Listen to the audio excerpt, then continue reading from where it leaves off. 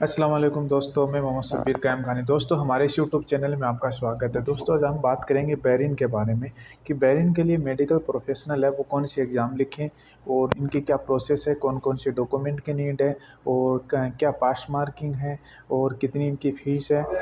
इन सब पे हम बात करने वाले हैं और क्या प्रोसेस है। और बैरिन की कंट्री की बात करें तो बहुत अच्छी कंट्री है बैरिन। और छोटी सी कंट्री है, बहुत ज़्यादा स्मॉल कंट्री है ये। अगर कंपेयर करें यूएई और सऊदी सऊदी से, तो बैरिन बहुत ही स्मॉल कंट्री है। लेकिन इनकी जो करेंसी है वो बहुत ज़्यादा हाई है। और इन यहाँ पे जो बैरिन दिनार चलती है, तो बहुत ही पावरफुल कंट्री है ये। इन पेसों की अगर बात करें तो टॉप 5 के अंदर इसकी करेंसी में नंबर आता है। और बैरिन के बारे में अगर बात करें तो ये थोड़ा सा इसका ये है कि वहाँ पे गर्मी बहुत ज़्यादा है और बस ये एक वहाँ का माइनस पॉइंट है। लेकिन लोग अच्छे हैं और बहुत ही मेडिकल लाइन को सपोर्ट करते हैं वो लोग। और अपनी एशियन कंट्री की बात करें तो बहुत से लोग वहाँ पे जॉब कर रहे हैं, लगभग 30% लोग वहाँ पे जॉब करते हैं, चाहे वो किसी भी फील्ड में हो। हाँ, क्योंकि बैरिन पे टॉपिक बनाना मेरा जो मकसद ये है, इस बैरिन कंट्री के ऊपर मेरा ये वीडियो बनाने का जो मकसद है वो ये है कि अपने जो एशियन कंट्री है इनका ज़्यादा जो फोकस है वो मेडिकल स्टाफ के लिए स्पेशली उनका जो फोकस है वो है यूएई की तरफ है, फिर सऊदी की तरफ है, फिर कतर की तरफ है। तो वहाँ पे मैं बार बार वीडियो के अंदर बोल रहा हूँ कि बहुत सी कंट्रियों के अंदर सऊदीलाइजेशन ले आए हैं, जैसे सऊदीलाइजेशन ले आए और यूएई के अंदर कंपटीशन ज़्यादा हो गया और कतर की थोड़ा सा टफ रहता है, वहाँ पे लोगों का इतना फोकस नहीं रहता है। तो बैरिन उन लोगों के लिए अच्छा है जो थोड़ा डिफरेंट करने की कोशिश करेंगे और ईज़िली है ना, वहाँ पे जॉब मिलने के चांसेस भी ज़्यादा हैं, इतना कंपटीशन भी नहीं है। और सैलरी अगर इन कंट्रियों की कंपेयर करें तो वहाँ पे अच्छी है और फैसिलिटी भी अच्छी है। तो ये सब जॉब करने के लिए एग्री हैं। अगर आप इच्छुक हैं तो वहाँ पे बिल्कुल ट्राई करिए। मैं एक-एक चीज़ आपको बैरिन के लिए एक्सप्लेन करने की कोशिश करूँगा। तो दोस्तों, सबसे पहले अपन बात करते हैं कि बैरिन के लिए आपके पास जो डॉक्यूमेंट है वो आपके पास कौन-कौन से रेडी होनी चाहिए, ठीक है ना? तो डॉक्यूमेंट के लिए मैं आपको बता दूँ कि सबसे पहले अपन को डाटा फ्लो की प्रोसेस करनी होती है। और डाटा फ्लो की प्रोसेस के लिए आपके पास जो ऑल ग्रेजुएशन जो डिग्री जो डॉक्यूमेंट है वो आपके पास कंप्लीट होनी चाहिए। जिसमें अगर बात करें तो डॉक्यूमेंट की बात करें तो सबसे पहले आपके पास आपकी डिग्री होनी चाहिए। और डिग्री के बाद आपके जो फार्मा काउंसलिंग है या नर्सिंग काउंसलिंग है, पैरामेडिकल काउंसलिंग है, ये सब आपके पास होनी चाहिए। और इसके अलावा अपन बात कर लेते हैं तो आपके पास 3 ईयर का एक्सपीरियंस होना चाहिए। बहुत सी कंट्रियों के अंदर 2 ईयर का एक्सपीरियंस मांगते हैं, लेकिन बैरिन की बात करें तो बैरिन के अंदर 3 ईयर एक्सपीरियंस मांगते हैं। तो आपके पास 3 ईयर का एक्सपीरियंस होना चाहिए। और आपके पास गुड स्टैंडिंग सर्टिफिकेट होना चाहिए जो 6 महीने के अंदर अंदर बनाया हो, क्योंकि 6 महीने के बाद वो एक्सपायर हो जाता है। और उसके अलावा आपके पास ट्रांसक्रिप्ट होना चाहिए। ट्रांसक्रिप्ट के अलावा आपके पास टोटल डिग्री की मार्कशीटें हैं, first year, second year, third year, final year जो भी हैं उन सब की मार्कशीट आपके पास होनी चाहिए। मार्कशीट के अलावा आपके पास पासपोर्ट होना चाहिए, पासपोर्ट साइज़ फ़ोटोज़ होनी चाहिए और आपके पास सीवी होना चाहिए, रिज्यूम जिसको बोलते हैं वो आपके पास होनी चाहिए। ये सब डॉक्यूमेंट आप रेडी करके डाटा फ्लो की प्रोसेस स्टार्ट कर सकते हो।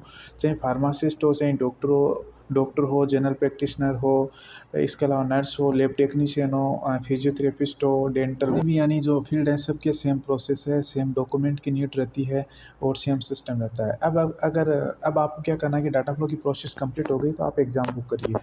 और एग्ज़ाम बुक करके आप अपनी कंट्री के अंदर एग्ज़ाम बुक कर सकते हैं। 180 प्लस कंट्री के अंदर इनके सेंटर्स वगैरह हैं और करीब-करीब कंट्रियों के अंदर इनके सेंटर्स वगैरह होते हैं। और अपनी जो एशियन कंट्री है लाइक बांग्लादेश हो, पाकिस्तान हो, इंडिया हो, नेपाल हो, इन सब के अंदर इनके सेंटर्स वगैरह हैं। तो आप ईज़िली वहाँ पर भी एग्ज़ाम लिख सकते हैं। और अब इसकी बात कर लेते हैं कि इसकी पास मार्किंग का क्या सिस्टम है। तो इनकी पास मार्किंग की अगर बात करें तो ये जो अपन जैसे नर्स होता है इसका पास पास मार्किंग है 50%। और नर्स के अलावा जितने भी प्रोफेशनल है, डेंटल हो या फिजियोथेरेपिस्ट हो, फार्मासिस्ट हो या जनरल प्रैक्टिशनर हो, इन सब की जो पास मार्किंग है वो है 60%, यानी 60%। और नर्स की है वो है 50%। ये इनकी पास मार्किंग की बात हो गई। और ये जो एग्ज़ाम है ना, ये साल में 3 बार होती है। और अक्टूबर और फरवरी और जून, ये 3 महीने हैं, इन 3 महीने के अंदर ये एग्ज़ाम होती है। और जैसे और एग्ज़ाम के लिए एक लिमिट है कि आप 3 बार फेल होने के बाद में आप एग्ज़ाम नहीं लिख सकते, लेकिन यहाँ अनलिमिटेड है। आप जितनी मरतबा चाहो आप एग्ज़ाम लिख सकते हो आप। इसके अंदर कोई क्राइटेरिया नहीं है, कोई लिमिट एरिया नहीं है।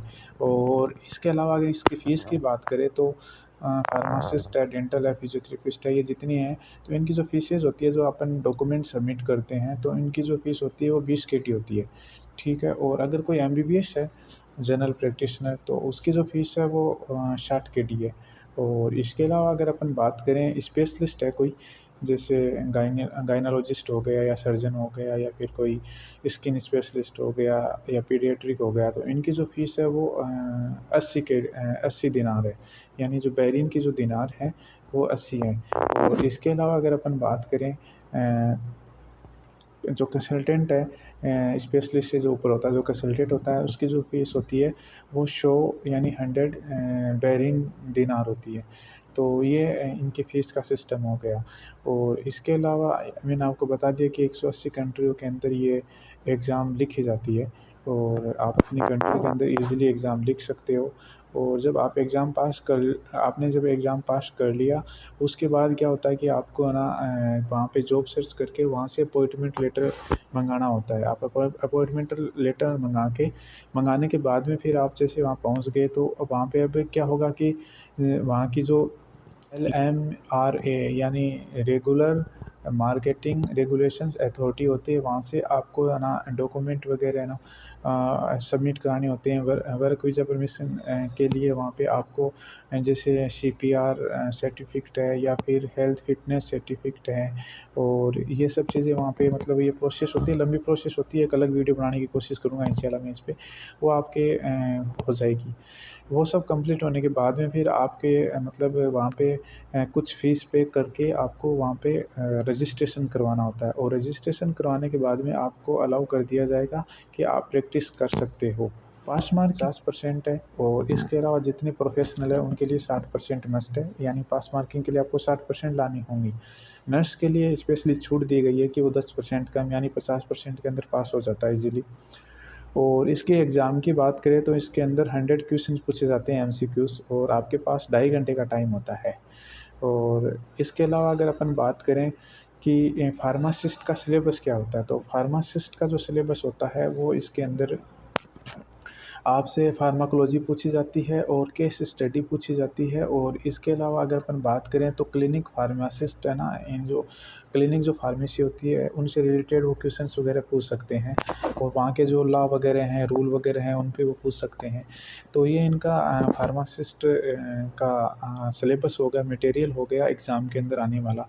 और फार्मासिस्ट की वहाँ पे जो सैलरी रखी गई है वो रखी गई है स्पेशली गई है वो 400 BHD से लेके आपको 550 यानी 550 BSD रखी गई है। इनके बीच में आपको कितनी भी सैलरी मिल सकती है, और आपको जैसे जैसे एक्सपीरियंस होएगा वहाँ पे वैसे वैसे आपकी सैलरी भी इंक्रीज होती रहेगी, ठीक है। तो दोस्तों ये बेरिन के लिए एक वीडियो था जिसके अंदर मैंने आपको पूरी प्रोफेशनल के लिए डाटा फ्लो की प्रोसेस और उनसे डॉक्यूमेंट और इनकी फ़ीस के बारे में ये सब बताया गया है। और आगे भी वीडियो बेरिन पे बनते रहेंगे, और आगे भी नट्स पे या इसके अलावा फिजियोथेरेपिस्ट है या डेंटल है, इन सब पे इनकी सैलरी के बारे में बात करते रहेंगे और इनके रूल वगैरह पे बात करते रहेंगे।